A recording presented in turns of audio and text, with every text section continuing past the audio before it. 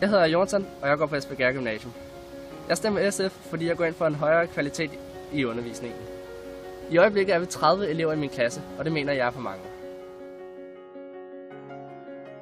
Hos SF kæmper vi for at skabe faglige og ambitiøse skoler på alle ungdomsuddannelser.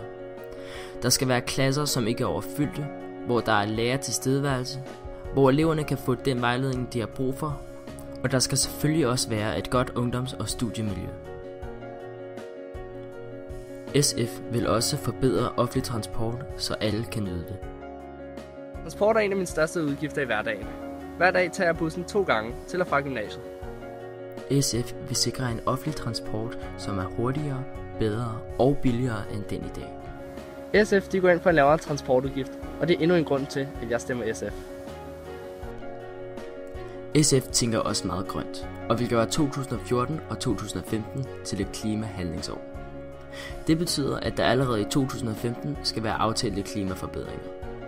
For at opnå de resultater, vi ønsker, vil vi blandt andet lægge pres på, at Danmark skal begrænse menneskeskabte klimaforandringer ved at bruge vedvarende energi og ved at få flere borgere til at bruge offentlig transport.